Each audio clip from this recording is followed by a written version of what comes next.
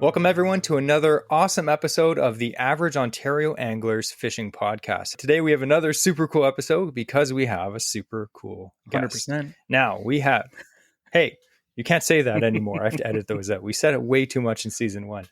But we actually have Adam, who is a smallmouth master. And I thought since, it's bass season, everyone's thinking about bass fishing, and we don't fish smallmouth as much as we do largemouth. It would be nice to have on Adam because he's so proficient in catching these awesome fish. So how's it going, Adam? Not too bad. Not too bad. I was, it's funny you say that because at your little event there, this past weekend, fishing for largemouth, I was so out of my depths. I had no idea what was going on. I hit that water and I was like, this is like one large open space, a bunch of weeds. I don't even know what's going on here. Where's the current, right? So you were out of your depth because you were in 4 feet of water only. yeah, that was it too. But I had a blast. So, but it was nice to get back onto the river the next day, back to my comfort zone. Had to shake off the weeds and back into the river. That's right. You got to give a shout out though. Despite being out of your element, you managed to catch the biggest fish too. Yeah, well, that was I think beginner's luck. I think I'm fairly certain. So and largemouth. I mean, not to dumb it down, but I mean they give away their location, right? So I mean there's constantly sunfish like popping all over the place, and then bass blowing up on it. So it's just like there he is, and I just cast at it. That's what happened with that biggest one. It just blew up out of the water, cast straight at it, caught him. So. Yeah. And that's why, largemouth are fun to catch, generally pretty dumb. And you can pretty much guess where they're going to be most of the time. But that's why we're glad that we have you on today so we can talk a little bit more about smallmouth bass, specifically in river systems, which is a little more complicated than just catching them in the lake, generally speaking. Before we get back into that, we're going to actually have, as tradition states, the interesting fishing fact of the week. And we have the man with the mustache, Andrew. Dazzle us. Well, I was thinking about one of my favorite animals that I've seen only a couple times while fishing. I've only seen them maybe just over a dozen times in my life. I'm curious to know. In fact, I love this animal so much. I used to have a T-shirt with it, and Jesse gave me the nickname, the Moose Man. And I wore that T-shirt all the time. I loved it. But it was Moose Boy back then. Moose Boy. He's got the beard now, though. Yeah, just like a moose. So I wanted to talk about some of the cool history involving moose, but not just moose in general. Moose that had a long time relationship with humans. Now, in the early 1900s, there's John Connell. He's from the Miramichi, New Brunswick. We know the Miramichi because of striped bass fishing nowadays. But in the early 1900s, it was famous for something else. He was known as the Moose Man. So, I know, I'm just kind of a follow-up, runner-up, not as cool. He rescued and domesticated a young moose, and he called it Tommy. Now, he didn't just look after him and he had it like on a farm or whatnot. He actually trained it to behave like a horse. He would even ride this thing into town, used it to pull a sled, and he even made like a saddle for it, which is on display in a museum. Now, Connell wasn't the only guy to ever domesticate a moose like this. In the mid-1800s, Philip Selleck near Moncton, New Brunswick, also experimented with taming moose. He would trap young moose, domesticate them, and use them as draft animals. Now, draft animals are working animals. So horses that are pulling plows or oxen and stuff like that, those are draft animals. Now, because moose are prized for their ability to navigate deep snow, we know that. You look at them in a bog and you try and follow it, I guarantee you are not going to be able to walk where that moose can walk, even though you weigh a fraction of what it weighs. Its ability to walk through unstable terrain is incredible. Their endurance is off the charts. They can walk or travel up to 50 miles a day without tiring. And that's under load while they were being used as draft animals. So they were better than horses for certain tasks. They're not as fast as a horse, but you talk about pulling power and ability to navigate the terrain, they were superior to horses at that time. Now, again, that's not the only guy who's done it. I was shocked and surprised in doing research for this as to how many times people over the years have domesticated moose. And I don't know about you guys, but that's always been a dream of mine is to ride a moose or have a pet moose. They're so cool. Things we didn't know about Andrew. That and a bison. I mean, I'm not shocked. Another side note, the movie, I think it's called Buffalo Rider, is a pretty good movie. It's insane the shots they got. But again, things that they say you can't tame, these guys did somehow. So Albert Vaillancourt from Chelmsford, Ontario, he went on tour around Eastern Canada and the US with his team, so there were two of them side by side, of racing moose. He would challenge horse teams to races, and he would oftentimes win because moose, they have surprising speed and, more importantly, incredible stamina. Now, some of their abilities, moose, they are the largest members of the deer family. Adult males, the bull moose, they can be up to 6.5 feet at the shoulder. So not at the head, not at the antlers, at the shoulder. They're 6.5 feet. And they can weigh between 800 to 2,000 pounds. Chunky. The females, they're slightly smaller, but they're still massive animals. Now, they can run up to 35 miles per hour. That's insane. So think of something that's like a ton, a metric ton, running through the woods at 35 miles per hour. They're also excellent swimmers. They can cross large bodies of water and diving up to 20 feet to feed on aquatic plants, which my wife would kill me if I don't say this fact. Unfortunately, that makes moose one of the prime prey animals to orca whales because they will dive down in the ocean. The antlers themselves, they're very notable. If anyone thinks of a moose, you're thinking of those massive, like spoon-like antlers. Just the most beautiful thing you're going to see in a silhouette form in Canada. Just the antlers themselves, they can be up to 6 feet across and weigh as much as 40 pounds. The cool thing about antlers is, unlike horns, they're shed annually. So that means every year, these moose are growing these things, again, maybe up to 40 pounds and to 6 feet across. So during peak growing period, their antlers will grow up to an inch every single day. Imagine if like your fingernails grew that fast. You're like, oh, it's You time mean for yours the don't? 9 o'clock fingernail trimming. But it's crazy that domesticated moose, it never became widespread. It's a lot harder because if a horse escapes or something like that, they'd usually have, they're in general easier to tame and easier to manage. If a moose escapes, it reverts being back to wild, apparently. And so you got to start the whole process over again. So it's a lot of upkeep to keep a moose domesticated, whereas a horse will generally hold on to that domestication a lot longer. But just remember, the next time you see a moose, you can ride it. Just kidding. Don't try and ride it. As the producer and owner of Average Ontario Anglers, I strongly say that you shouldn't do that. But if you have to sue someone, sue Andrew. So my son, so he actually has a house up in French River that backs onto prime moose territory. And so he's actually encountered quite a few moose, and we go back there. There's lots of moose sign, they're shredding bark off the, off the saplings, and it's like 7-8 feet in the air that they're pulling this stuff off. And you think of a buck rub, when you see a buck rub from a deer, and yeah, they're usually 2 to 3 feet off the ground. Yeah. And then a moose come up and it's above your head. Yeah. Pretty wild. I will not be riding a moose anytime soon. Party pooper. So anyway, thanks for that random fishing fact, Andrew. I love when fishing facts have nothing to do with fishing. Just kidding. Our interesting fishing fact is more just, we should really call it the interesting fact of the episode, because we oftentimes talk about lots of random things. Like last week, we talked about mosquitoes, which was, I thought was pretty good. So now we talk about things that mosquitoes bite, which are moose. So I thought we could just have a little bit of an intro with Adam here. If Adam, you want to introduce yourself and just tell us a little bit about yourself and things that you've done for the fishing community here. Yeah, so Adam Merrifield, obviously. I've been fishing most of my life. Kind of kicked off as a small child, growing up with a creek in my backyard. That really sort of took a back seat. I'd say sort of in my early adulthood, as it's a fairly common story I'm hearing. But as kids came along, fishing became, kind of a once a year kind of thing.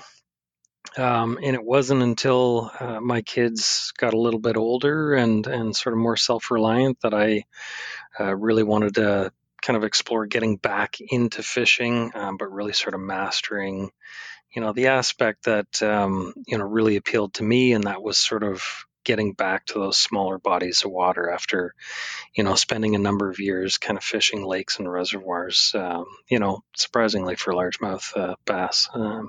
But so getting back into rivers, really trying to learn and explore that, to the greatest extent, to maybe understand better what I maybe didn't understand as a child. That's sort of what drove me. And really, as I sort of progressed down that path, I came to realize that I was maybe unlocking something that others were maybe not as familiar with. And, that's sort of where that educational component came in. And, content creation around sort of what I was doing. And that eventually kind of led into the, publication of a book. But I sort of went sort of beyond that. Yeah, there you go, book. Let's all raise one. Andrew took my copy. This has a beautiful To Jesse note on the inside cover. Wait, I'll get yours in the mail. Sorry. Yeah, no worries. I've been able It's to all read good. his copy. That's fantastic. Me and Andrew share books, but then they usually end up on his bookshelf because he has a collection. So Yeah. I'm just like, whatever. Yeah. Yeah, and really, it's so I mean, the book. I was already on social media kind of prior to that, but the book just kind of opened up that envelope a little bit wider. Sort of led to other opportunities like bait creation and then really just kind of working with a lot of the local bait makers as well.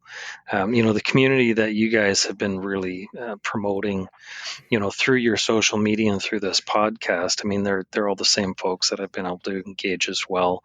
A lot of them I've actually learned through through your podcast, and and it's been a great opportunity to sort of expand my influence that way. Definitely. And even at CanCast, I think that's the first time we met you, Adam. I believe so. Yeah. Yeah.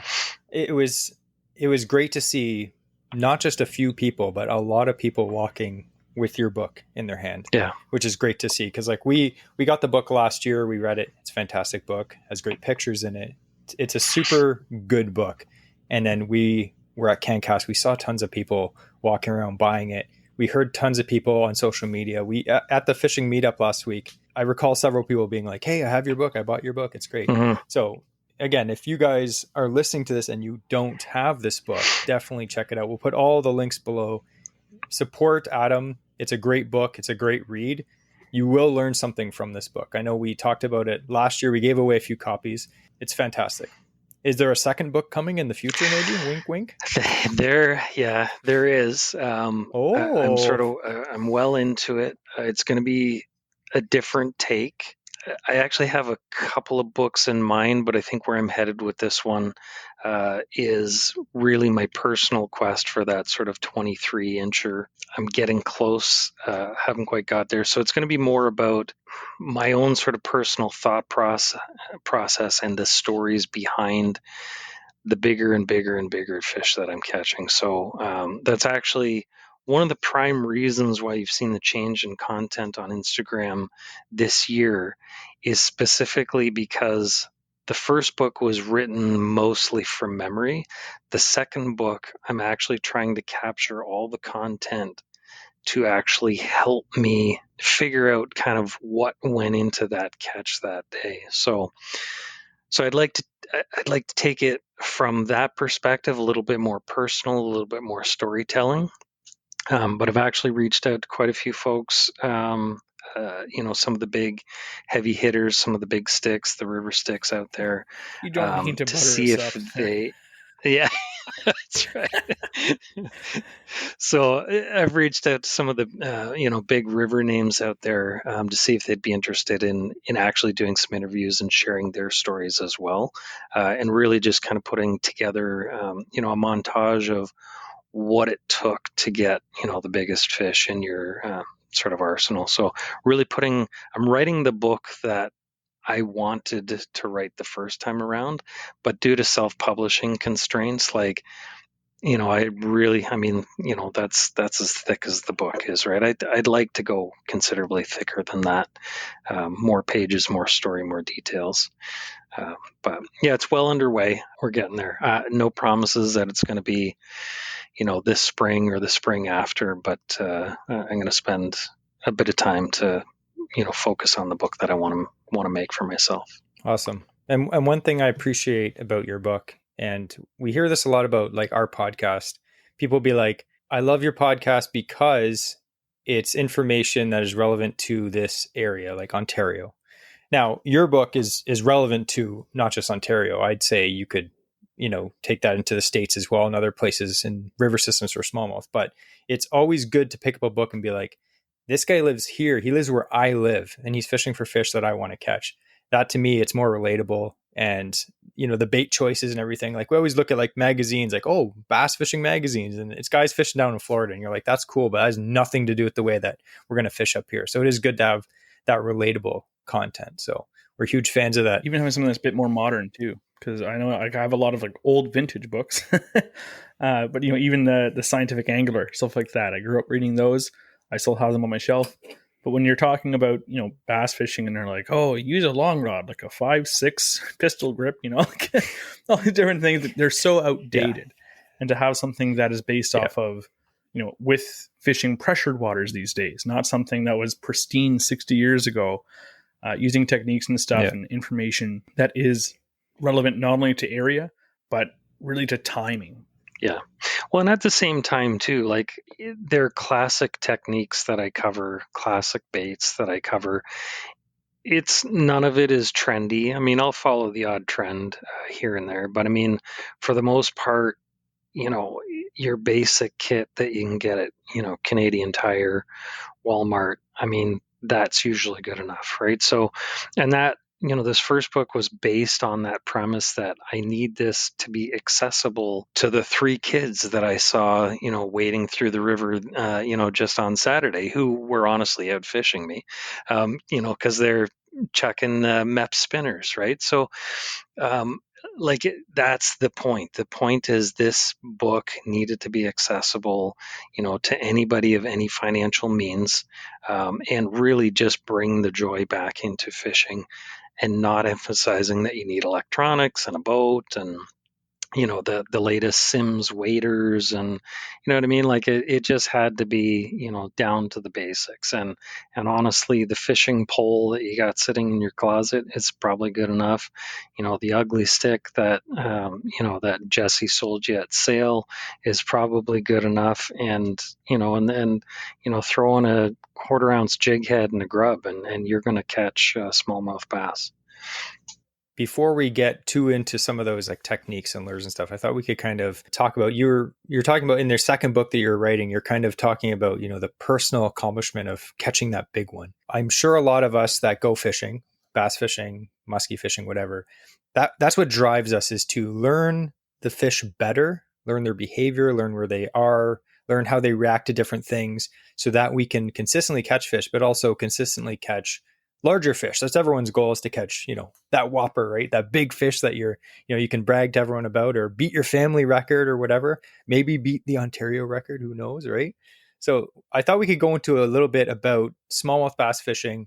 And first of all, your thoughts on understanding smallmouth bass behavior in rivers. Mm-hmm. So like we talked, it's a little different than, well, it's a lot different than catching largemouth in the lily pads. It's completely different. So thought we could kind of discuss that. And since this podcast is going to be coming out in August, but thought we could kind of focus maybe from August on, like August, September, until you stop fishing, probably October-ish. I'm not sure when you stop, but in the fall. Give me all the tips I need, because I'm going to my cottage river in like 2 weeks. So from recording. So please I'm writing stuff down.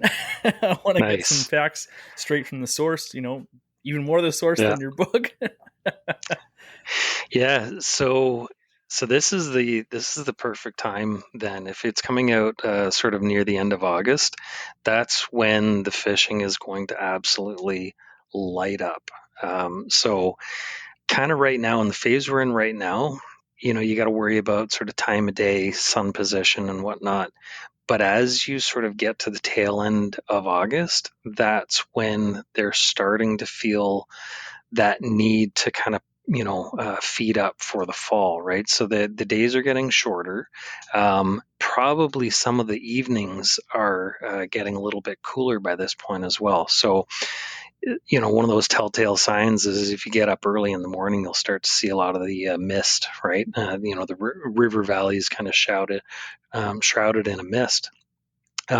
So I find that is the perfect opportunity to not only speed up your presentation, but actually go for bigger presentations. And you're going to find that you're going to get the bigger bites, right? So top water plays a part in my fishing every day just because I love it. And I'll actually throw topwater. I'll try and force a topwater bite right into November.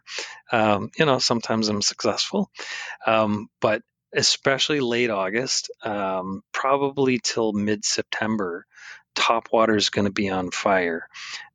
Any sort of like fluke type of presentation, where you're sort of using like a soft jerk bait, that's going to be lit up, sort of pushing into the backs of pockets or pushing up onto the banks.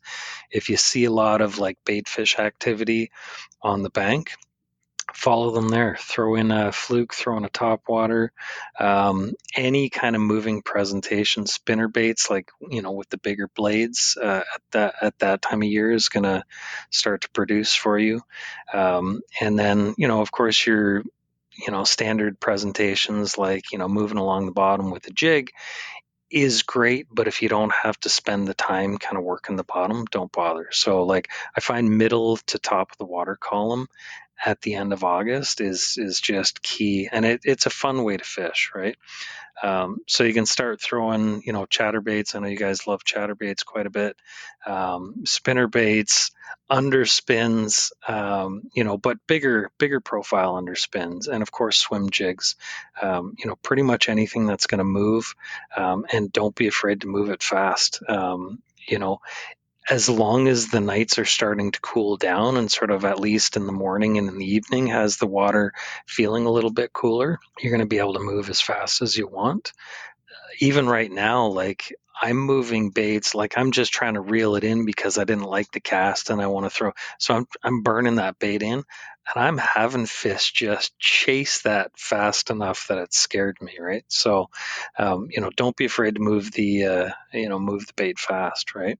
If you're looking for the biggest of the big bites, then those slower jig bites at the bottom, are still going to play. Because I'll throw a jig bite, when I hit a pocket and I know that the big fish are there. Still it's going to be a jig that kind of dials that in for me. Once you get past mid-August and start pushing into sort of mid to late September, that's when those erratic presentations are going to start to play in a little bit more. You're going to want to slow it down. That's where, jerk baits with a longer pause, depending on how cool things are getting. Like, sometimes you get that cold snap that, just really shuts things down quickly. But, those erratic presentations, something that's going to flutter and fall, as you start noticing bait fish dying off, then it's time for you to start, making your presentation, do the same thing. So, and then as you get sort of more into October, again, it's just as the temperature progresses, start to slow it down. So as the temperature drops, slow it down even more. And then once you get past, mid-October into November, then it's kind of, it's a bit of a crapshoot in that sense.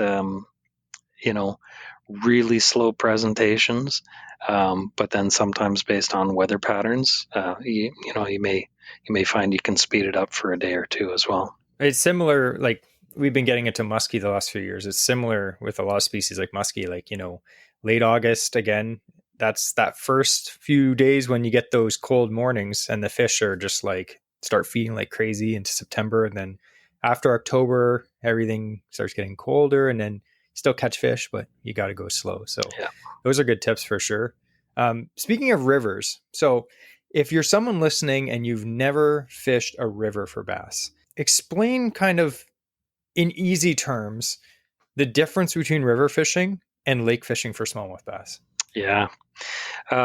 So lake fishing, you're generally going to get a more pelagic type of fish. So, a group of fish that are going to sort of travel the water system, following bait around. The difference in a river is the bait comes to them eventually, right? So it's like it's like the conveyor belt at the grocery store. I mean, the food just keeps passing by the scanner, right? So it's the same basic concept. So you'll find fish in the river that will hold in the same pool year after year, generation after generation. There's lots of studies that indicate that they will migrate. That can be true, but I mean, if that pool that you've found them in is holding them, and it's fulfills all their basic needs from spawning to food to winter and or cold weather protection, then that group will stay put. The key though is actually finding the parts of the river that will do that will meet all those needs, and that will sort of hold those fish there for that period of time, and that's sort of, I think, kind of the bigger challenge. So trying to break down a river system, because I get lots of questions of like, without giving me your spots, can you tell me where to go and where to fish? And I always lead by, go get the Go Paddling app, iOS or Android. Get the Go Paddling app. Pretty much anywhere that they've listed as a canoe kayak access is a great place for you to start, as far as access to the river. But then from there, it's a matter of understanding the river features to understand where fish are going to want to hold up. And without spilling all the beans, look for the bends in the river. The bends in the river is a good place to start, because usually leading up to the bend is a riffle.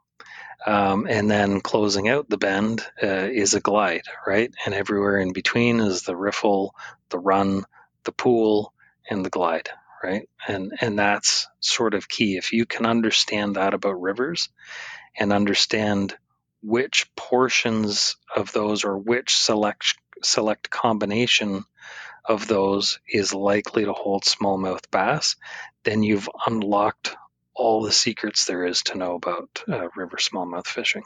Except I'm still learning. So if someone says they know everything about something, they're lying. You can always learn. It is interesting because I grew up trout fishing, float fishing, centerpin fishing for steelhead. And every time I would fish with someone who doesn't fish in current, it just blew my mind because I grew up doing that, right? Yeah. And they didn't understand, where to cast or where fish would hide behind rocks or behind bends or like undercut banks, stuff like that. So it depends on what you do, right? So if you're someone that fishes lakes a lot for bass, fishing a river could be very confusing to someone just getting into it, which is another reason why you should get Adam's book, because it explains all the spots to cast. Yeah. You got to somehow invent some kind of waterproof book so you can just like have it in the boat as you're fishing. I take it with me. Wait a second, turn to page 42. Yep. No, I literally take it with me. It's the size of a 3600 Plano series box, so I know it fits in most tackle bags and boxes, and I take a copy with me.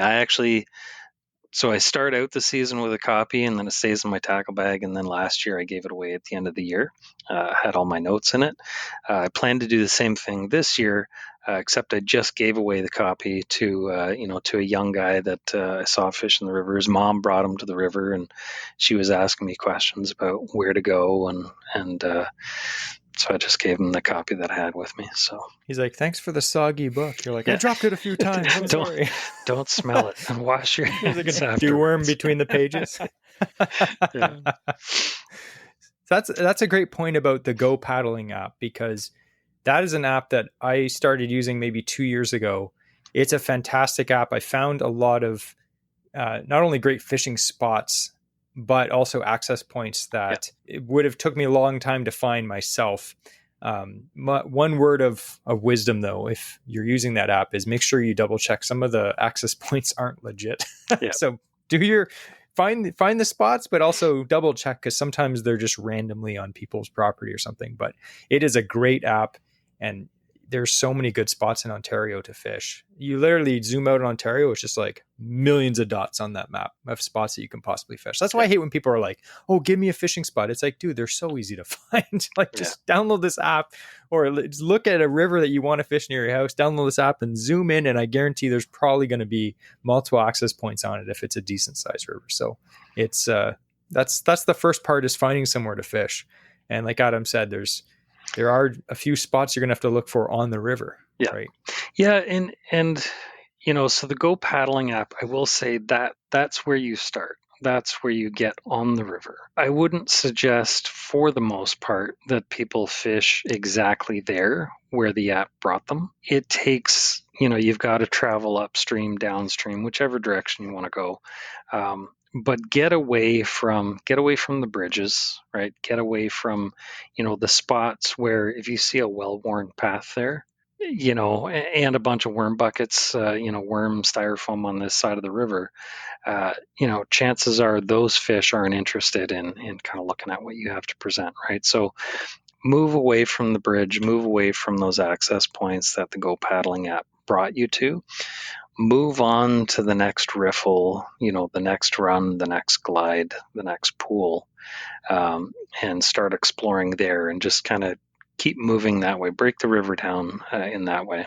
And it's funny. So when I talk about the riffle, for instance, if you're wading, if you're somebody who wades, we're all, I firmly believe we're all intuitive enough to know that, where do you cross the river? Well, you cross the river at the shallowest point. We know where that happens to be just instinctively. Well, deer know that, raccoon know that, coyotes know that. Every game trail that you ever encounter on a river happens to be at a riffle, right? Look for the game trails, right?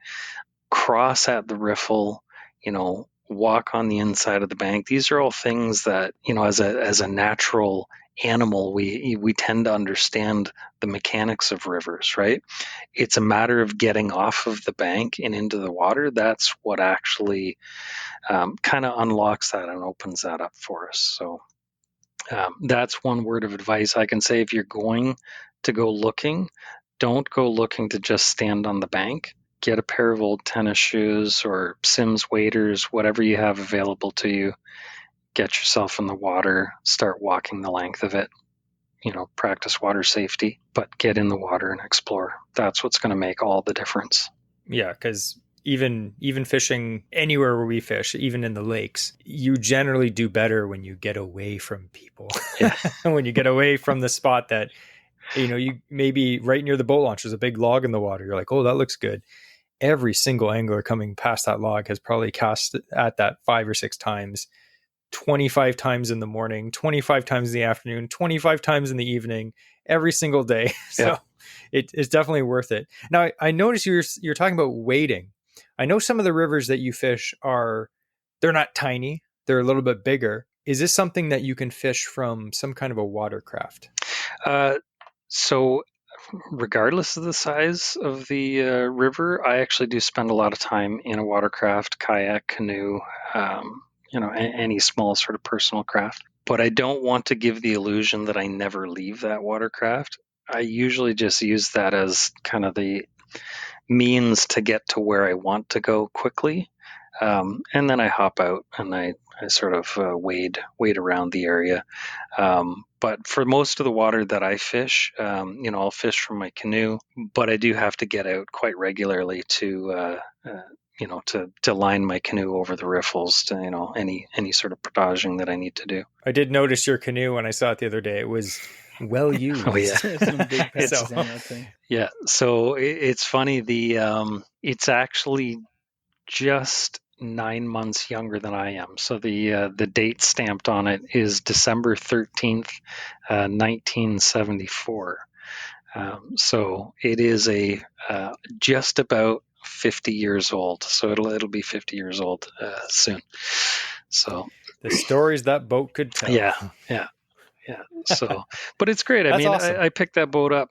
I think I might have paid like $300 for it. It had some, cracks, some galvanic corrosion. And so I got some aluminum patched up with some blind rivets and 3M 4200 and whatnot. And it's as dry as it needs to be. I'm getting in and out of it all the time. So I'm probably pulling in more water than it would let in, in a 2-hour time period anyway. So. Yeah. You don't need something fancy, when you're just, especially No. I find for us, like with the Sports Pal, we do lots of crap in that boat. And I got it brand new. And the first few times that we slid it down a beaver dam or rolled it down a hill, I was like, oh, now I'm just like, who cares? Throw it down the hill. It rolls down, lands in the water. It's like, yeah. And then we jump in. It has so many dents and scratches on the bottom. Big, it's scary, but. And, my boat should be a testament to the, 50 years, as long as you're willing to put the work into it to patch it up, provided it's not like crushed, it's worth keeping it going. So again, you can spend a few $100 on a small canoe, a kayak, something like that, get it used, and it'll get you on the water and help you catch more fish. Yep. So you don't need anything fancy. We always say that on Instagram and stuff. You don't need a big boat to catch big fish or to catch any fish. And then I had one guy actually comment, you don't need a boat at all to catch fish. And I was like, that is true, but I like to get away from weirdos. So having a boat, it's a tool, right? Like you said, you want to get down the river quick. You may have to pull it over, riffles and stuff that are shallow. Like we have to do that sometimes too. And you get out and you drag it down, or on the way back, you might have to drag it up some rapids that you can't go down or up because you're too weak to paddle fast enough. That's what I have to do anyway. But yeah, it's good. And it's good to have a beater so you don't have to worry about it and be like, oh, my fiberglass $3,000 canoe. It's like, I don't care. Another dent won't kill it. Well, and that's the thing, like from my paddles to the boat, like I know what I'm putting it through on my local rivers. And so, I invest not in the lightest gear or I invest in the gear that, I want to treat it like somewhat disposable. Like I've got a, Canadian Tire, one of those anniversary paddles, right? And, it turned out to actually be a great paddle. I just bought it as a beater, but then this year I actually fiberglassed it over. I put a rock guard on it and the whole bit, and weighs a ton. And I just added some cordage on the shaft because it was getting all worn out. But it's like, again, it's not why I'm out there. I'm not out there to impress folks with my shiny canoe and gorgeous paddle, right? See my bending branches paddle? No one cares. Yeah. I would I just offended 4 kayak anglers right there. Yeah. Reminds me of a little story that Jesse and I, we were fishing a back lake, or actually in a provincial park where there's no motors allowed. And we're paddling my canoe, and my canoe gets stored outside, right? So we're paddling my canoe, and this guy looks over, he's like, that's a nice canoe. You should wash it. It's covered in slime. And just to continue the story, Jess and I look at this guy. He's got like a white tank top that's got like holes and like random stains. Is like yeah, that's a crap body. You should try doing something with that. Like, yeah. That being said, though, Andrew has a beautiful Swift Algonquin canoe. Nice. And it just happened to have some rotted leaf marks on the bottom because it was the first day of the year we got it out. So it looked pretty dirty, but the guy was like, nice canoe, you need to wash it. Meanwhile, he looked like a crazy hillbilly that rolled out of a ditch. Yeah. So we were just chuckling to ourselves. But anyway, before we get onto the gear part, Adam's book goes into much detail on exactly. It's almost like not fair. Because if you buy the book, it's almost like this is exactly what to do. Like you could literally buy it, have no idea, never fished freshwater fishing at all, pick up a rod and reel, and you could go out and read this book and get enough out of it to catch fish. But for the listeners today, let's just talk about your favorite spot on a river to catch fish. Mm-hmm. And then we'll kind of get into gear. Because again, you said at the beginning of the podcast, Adam was like, I was looking at the outline and this is a lot to cover in an hour. And I'm like, yeah, we're not going to cover it. It would be like a 4-hour long podcast. Be like, let's discuss every spot in the river that could possibly have a smallmouth bass in it. Yeah. Per season. So why don't you just give us your favorite spot and then we'll kind of go into gear after that. One of the things that I look for, and is one of the reasons why I actually try new sections of the river as often as I can. But one key feature I really focus on is plunge pools. So if you don't know, if you don't know the riverine structure to begin with, I can cover that, riffles, run, pool, glide. That's the sequence. A plunge pool in particular is a pool that you would find immediately after a riffle. So you've got a fairly aggressive riffle and water flow going, and all of a sudden, skipping the whole glide process, it drops into a 4-foot plus hole. I absolutely love when I can find those, because I find, early summer, late summer, early fall, they will be stacked up in there because it's highly oxygenated water, and the food just literally passes overhead. So I find is if anytime I can drop, a jig in particular into those pools, it's just a frenzy. It's 18, 19, 20-inch smallmouth, and it almost seems like a limitless supply.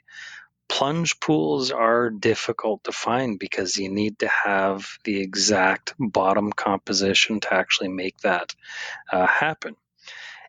And some plunge pools may only be big enough to, hold one smallmouth, right? But if you can find that mecca where, the plunge pool is, 4+ feet deep and happens to be, 10 or more feet wide and, 10, 20 feet in length, then I find that is just, I love that. That's, so I'm constantly on the search for something like that. But when I don't have that, certainly I'd say in the summer months, the most fun I think I find is when you find them in the run, and that's that water that sort of just gets 2 to 4 feet deep after a riffle. I find that is fun, especially in the summer, because I can throw chatterbaits, crankbaits. I can throw anything fast and moving, and as long as I'm downstream and I'm pulling back towards me downstream, it's just lights out. It's just smash, right? So I love those two features in particular. When it gets later into the season, that's when the pool plays a sort of bigger part, because that's when they're going to just kind of be getting ready for winter, so they're going to be kind of settling in the deeper water that doesn't change temperature as much. But and then of course, river flow is sort of impacts kind of where the fish move, and that's sort of an important point. A lot of people fall into the trap, and this isn't just of river fishing, this is just fishing in general. I caught a fish here, therefore I will catch a fish here every time I go there, and I'm going to go there to catch a fish. And it's just simply not the case.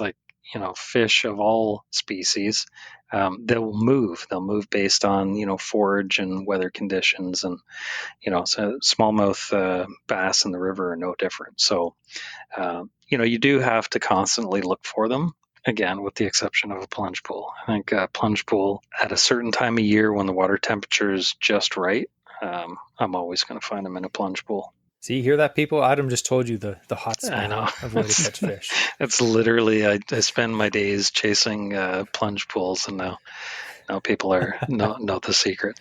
Yeah, don't worry, I'll blur that out. Yeah. My favorite spot is a beep. That's right. It would be on the witness protection program, voice disguised. So I know you covered a bit about, we're talking about you don't need the most fancy gear. So irregardless of whoever's budget, because I always say to people oh, this $100 rod, that may be expensive to you, that may be extremely cheap to you. Price aside, we always say to people, it doesn't matter. Just buy the best gear you can afford. The actual price of the gear itself doesn't matter as much to the fish. They don't know what you're holding in your hands generally. I've never met a fish that was hey, is that a Loomis? Yeah, man, thanks. spent my whole paycheck on it. So why don't we cover some of just the basic tackle, like the rods that you personally bring down on the river. Mhm. If you were going to bring the first scenario, just one rod, Yeah. and then the second scenario would be whatever you normally bring, maybe a few rods. Yeah. So if I am going to wade and I bring just one rod, I'm a bait caster guy. So for me, it's a Nice. casting rod. It's medium with a moderate action, and that's. I mean, that's kind of like, for a lot of people, that'd be like using an ugly stick, right? Maybe a little bit more sensitive than that. I do that so that I can cover a wide range of presentations, right? So if I got one rod, I want to be able to use a jerk bait, or a walking bait and be able to get the appropriate action with it. So I like a little bit, lighter and kind of whippier.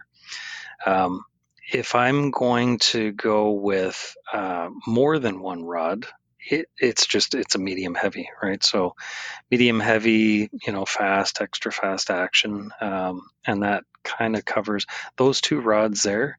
And I'll be honest, apart from the odd spinning rod that might be medium, with a light action, that's all I have. My setup, up in French River, my setup down here, it's the same. It's a casting rod and a medium heavy, and one will do larger spinner baits, chatter baits, jig, all my sort of heavier, maybe half ounce presentations, and then the casting rod will cover my more finessey applications. I'll even try and throw a Senko the odd time on a medium moderate power. So, but that's not, I wouldn't recommend that for everybody. That's just kind of what I've kind of learned to tolerate. Would I like other setups? I absolutely would. I would enjoy using, but for me, it's all about pragmatism and practicality.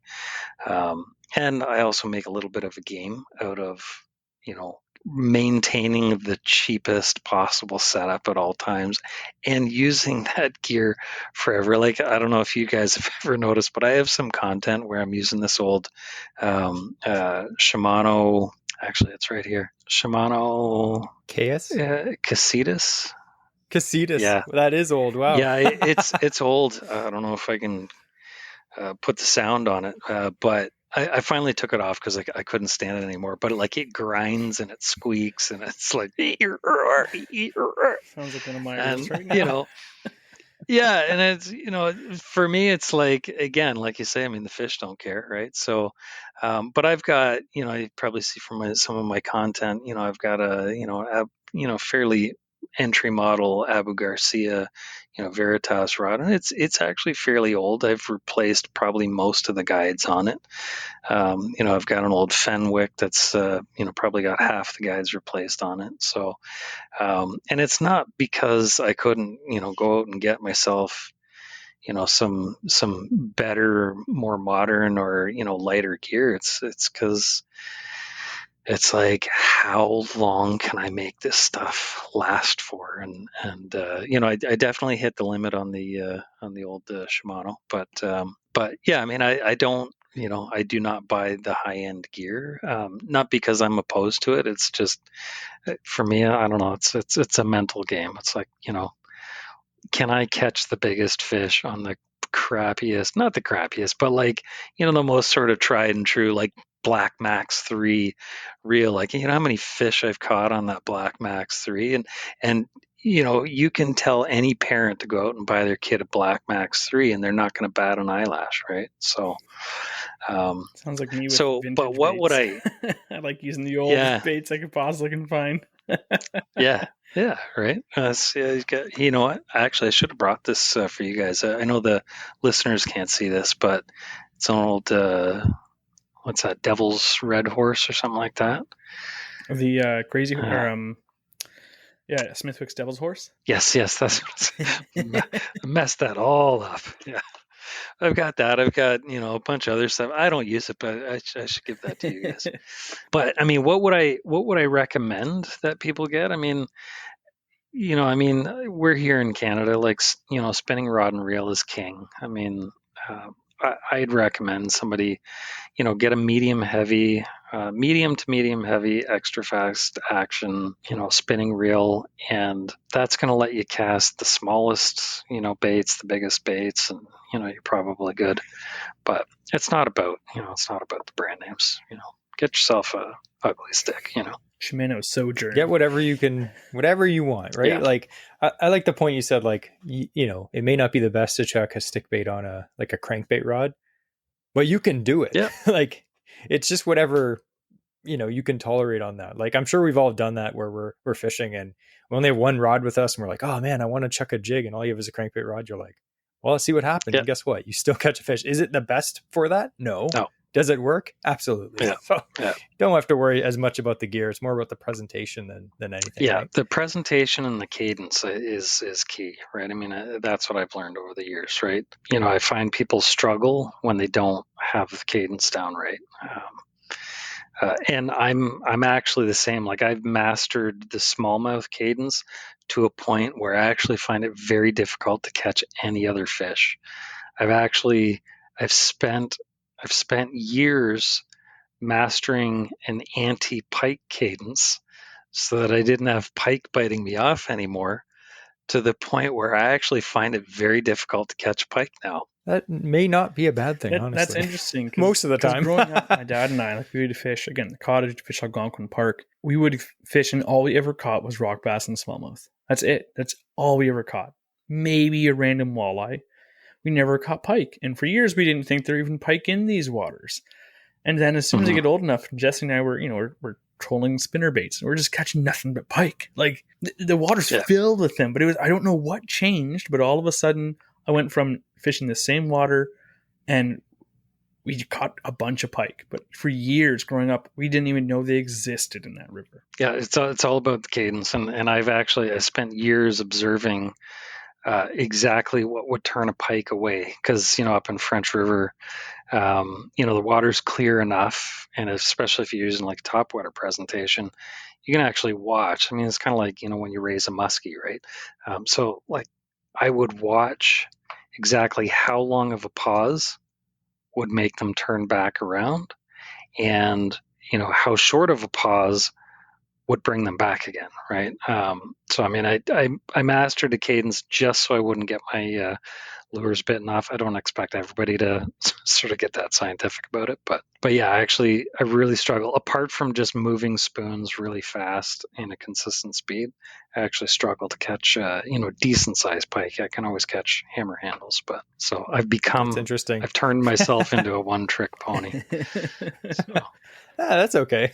I'll wait for the mighty pike book to come out. You open it up, which is empty. Like, I don't know what I'm doing. It's write your smallmouth notes. Exactly. That's your notebook, the pike book, and it's just empty pages.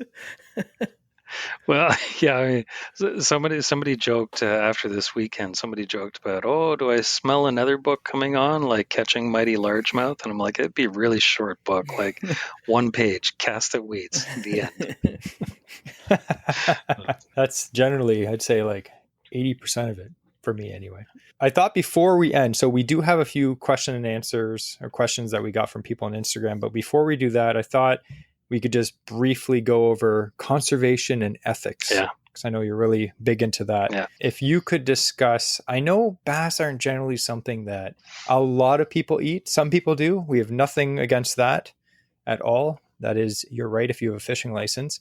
But why don't you tell us briefly the importance in your mind of catch and release fishing, especially for trophy smallmouth bass, and maybe the fish handling side of it as well. Yeah, and it's especially like in river systems, it can be fairly sensitive because the carrying capacity of a river or any given section of river is not that's not equal to what you'd expect in like Lake Simcoe, for instance, right? So I find it's particularly sensitive in a river because the areas which smallmouth bass can hold in, and make a living out of is fairly small. And what you end up finding is that they're going to be, fairly tightly packed in there. So once people discover this and they keep going to the same hole over and over and over again, you're going to start to decimate that overall population. And that's where I discuss in the book, like I, just briefly discuss. I mean, it's your right to, if you're following the regulations, it's your right to keep bass and eat them. That's fine. Right. But there's this misconception that means, oh, I've got a limit, if it's a conservation license, I've got a limit of 2, right? Given your zone, right? But I mean, generally across Ontario, that's a fairly common limit. They think that, okay, I have a limit of 2, I can catch 2, go home, put them in my freezer, and then I'm going to go out the next day and I'm going to catch 2 more. It's a complete misunderstanding of the regulations. You can catch 2 a day and possess 2 a day, but possess includes what's in your freezer. It's your overall possession, right? So if you want to catch 2 a day, you can eat 2 a day, but then, that's the only way. It's by eating those 2. That's the only, but people just generally don't understand that. So be mindful of the carrying capacity of your river if you intend to keep fish, right? The other aspect of it too is like you said, is fish handling. And I actually just listened to one of your episodes the other day where you actually went into length about fish grippers and all that kind of stuff. That's actually, I mean, sage advice on all of that, right? So if you're going to, measure, take a picture, all that kind of stuff that we tend to do on social media, same applies to, musky fishing, pike fishing. Once you've caught that fish, give it some time to recover. So for me personally, I've got a net. So once I've caught them, I'll hold them in the net in the water. But I like your idea about the grippers on a lanyard. It's not something I'd considered. I have those grippers, so that's something I'm going to practice now. But let that fish recover. Let it relax a bit in the water and keep that fish in the water as much as you possibly can. I'll pull the fish out, I'll measure it, I'll put the fish back in the water. Pull the fish out, take a picture or a video, whatever content I'm creating at the time, I'll put it back in the water. Get ready to release it. It's a process, but for me, the fewer moments that I have that fish out of the water, the better. And I think I think that does a world of difference to maintaining these populations. And I've caught, it's hard to tell with smallmouth because they can change their spots so readily. But I've caught, based on other markings that I can identify, I've caught some of the same fish by going back to, a hole the next year, year after year. So I know there's one fish in particular. I've gone back 3 years in a row and I've caught that same fish. It's got some very distinguishable markings. So, catch and release works for bass in particular. I know for lots of species it may not, and the school is out on that, but for smallmouth bass in the rivers, catch and release absolutely works. Definitely. Yeah. Good tips for sure. Like you said, it's a great resource. It could be damaged if people aren't careful. So I know most people that are into fishing, like really into fishing, and they're trying to learn more by, reading books, listening to podcasts, watching YouTube videos. They're people that want to respect this sport, the resource. So those are great tips. And a lot of times, like you said, it's just people don't know. Maybe they watch Bassmaster and they're holding the bass out in front of the cameras for like 5 straight minutes. It's like, that's not how it goes. Fish don't breathe air. So yeah, it's great tips. And again, a lot of people, they just don't know. And even another thing, it's good to have some reminders. Is like you're mentioning with, putting some thought into the body of water you're fishing, because our zones that we have here in Ontario, we have, 20 fishing zones in all of Ontario, which is a huge province. You look at something on, let's say, Zone 17, which includes the Kawartha Lakes and whatnot. On a Kawartha Lake, you might be able to keep those 2 bass. But like you said, you go to a small stream or you go to a small pond, and if people are going and fishing out regularly and keeping their limit every day, that cannot support what that zone allots. And there's too many bodies of water in Ontario to police them individually or to create laws for them individually and do all the testing on each single body of water to see population and see how actively fished they are. Like, it's too much to be able to feasibly do. So it relies upon us, put some thought into it. If you're fishing a smaller body of water, you're fishing a river that, these on either end, it might be either landlocked or locked in that river. They're never going to leave that river their entire lives. That's a small enclosed pond, essentially, that you're fishing. Think of it like that. Yep. There may be the odd bass coming down from river up above or from below, but usually it's its own closed system, and that could easily, like you mentioned, be very easily disturbed by possession limits, even though it is within limits. Yeah. Yep. And that's, you've got some areas in a river which, may only be a few hundred square meters. And you'll have generations of fish that will inhabit that, for forever. And, the carrying capacity of that does not equal the carrying capacity of Lake Erie or Lake Ontario, right? So, they just don't equate. So it's just a matter of, use common sense and respect the population of bass that you found. And something else that, I take, I try to educate people as much as I can, but I don't believe in honey holes, right? I used air quotes for the listeners there. I don't believe in honey holes.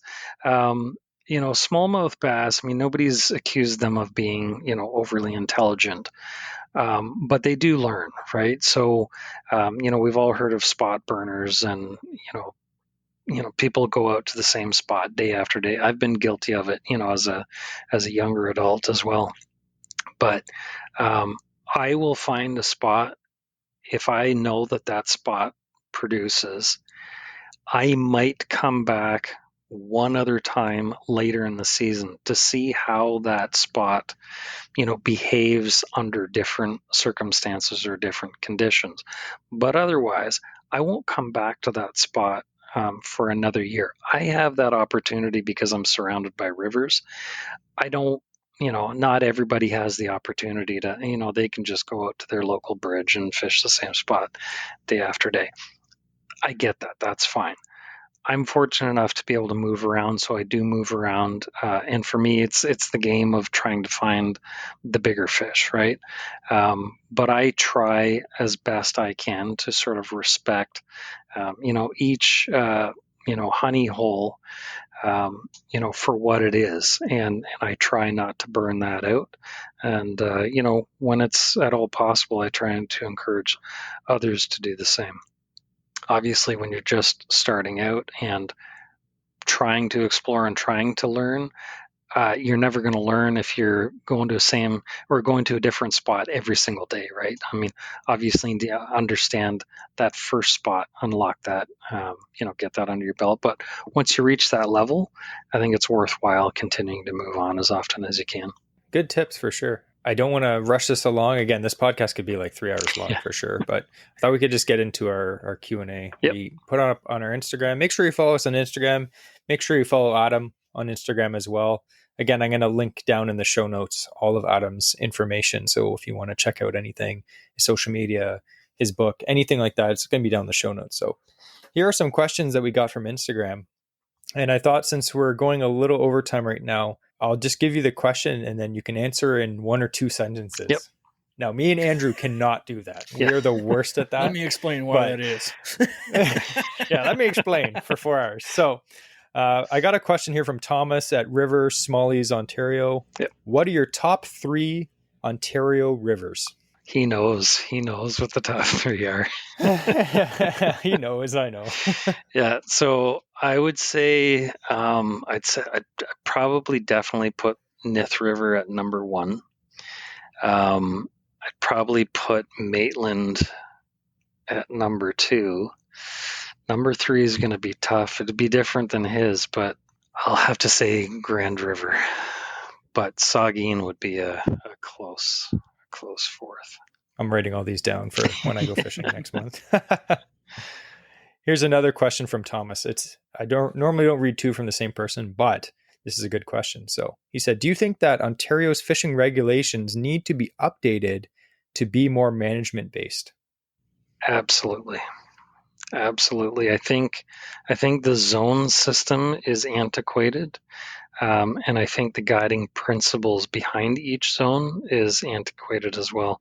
You guys had Brad Scott on, a number of episodes ago, and he called it out exactly. There are some zones that are actually intended to decrease certain populations of game fish in favor of, the other more prized fish in the area. So I agree. Yeah. Again, you could probably talk for an hour about that particular. That's the problem with podcasts. It's like sometimes I look at people's podcasts and they're like, the episodes are like 3 hours long. Yeah. Like, I can't listen to that, but I get why. Jesse, it's our first 4-part episode featuring Adam Merrifield. And then the other 8 episodes where Adam just reads live his book. And Andrew pretends to do sign language beside him. All right, here's a good question from Jeremy. And Jeremy asked this question. He says, what are your top 3 smallmouth bass baits and how to retrieve them? Top 3. Now, you only get 2 sentences, so I'll give you 3. Okay. I would say top is some form of...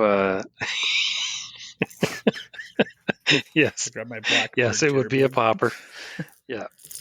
I absolutely love a popper, and no noise they make. Yeah. I love a popper, and it's depending on the season, it's a cadence of pop, pop, and pause. It's just automatic now. Number 2 would definitely be a jig, so a skirted jig. The jig and pig, craw trailer on there. And that, I just love dragging it across the bottom. I just love bouncing it off rocks. And then I'd say, number 3 is going to be a tie. I'd say in the spring, it'd be a spinnerbait. In the summer, it'd be a crankbait. Can I do that? Am I allowed? Yeah. Well, we'll allow it this time. Yeah. Next time, not thin next ice. time. And you can't fish for bass through the ice. All right, we're going to do one more question, and this one is from a guy named Andrew. He says, do you think that average Ontario angler should write a book, or would that be considered an act of literacy warfare? I'll save you the thing. Andrew does not know how to write, so we're good. Yeah, I was going to make a joke somewhat like that, but I didn't want to insult anybody. Oh, you can totally insult Andrew. I'm totally fine with that. And I won't edit it out. This podcast is an audio format and not like written out. Yeah. That's right. We don't have a blog. We have a vlog. So anyway, thanks for all the information today, Adam. I thought before we ended, we could talk a little bit about Adam's giveaway. And I'll let Adam handle that. Yeah. So what I'm going to do is I'm going to put together what I consider to be a complete smallmouth fishing package. So we'll put in a signed copy of the book. We'll throw in some rock knocker jigs. I might even put together a couple of river rippers, which is just a blade thrown on those rock knocker jigs, so it's a chatterbait. And then I'm going to throw in a Berkeley bullet pop. I'm going to throw in a Rebel craw. One of the best crankbaits of all time. Right. But pretty much, just build out sort of my bare essentials for what I'd put in, and we'll give that away. That's awesome. And Andrew, how can you win this? You have to, if you are a Patreon member, you are automatically entered. So if you are already donating a couple bucks of your precious money to our precious fund so that we don't have to pay for everything out of our own pocket to get this podcast to you, then you don't have to do anything. If you aren't doing that already, you can click on the link below for our Patreon. And just for $2 a month, you are automatically entered into any and all giveaways that we have. Awesome. So again, we'd like to thank Adam. We are really happy that you actually got on the podcast with us. We know you would. It's just getting our schedules, and during fishing season, it's literally the worst. It's like, oh, you free? No, I'm not free. But it's always good. Again, planning on going to CanCast next year. You're going to be there again? So up for grabs. I'm not 100% sure yet. I am sort of working with a Great Canadian fishing store. They're going to have a presence there, so I'm trying to make a decision as to, whether I kind of show up with them or whether I get my own booth. I haven't really figured that out, so I got to sit Okay. down So and make either some way, you'll probably decisions. be there Oh, though I'll be there. in the Yeah, flesh. Yeah. I'll be in Awesome. attendance So for sure. we're huge fans of the CanCast Fishing Show. And again, it's going to be in April 2025. It is the show that you cannot miss. And Adam will be there. You can definitely talk to him there for sure. Or you can hit him up on social media too. I'm sure he's a nice guy and he'll actually message you back, unlike Jesse. I get lazy sometimes, but it's okay. So we'd like to thank Adam again for joining us on the podcast and giving us all this knowledge, not just for you guys. We don't invite guests on this podcast for you guys. We do it for ourselves, and you guys just benefit from the extra stuff that we, have. So we'd like to thank you for that. Jesse and Andrew are suddenly creeping around Nith River now. Yeah, I don't even know where that is, but I'm going to look it up right now. I'm not going to lie. So anyway, we always end every single episode with the quote of the week, and to handle that is Adam. So I'm going to pull this one from Randy Long. So Randy Long brought this up in a conversation, which I thought summed it up perfectly. So 100% of the smallmouth are in 1% of the river at any given time. That sounds so intimidating. Thanks, Adam.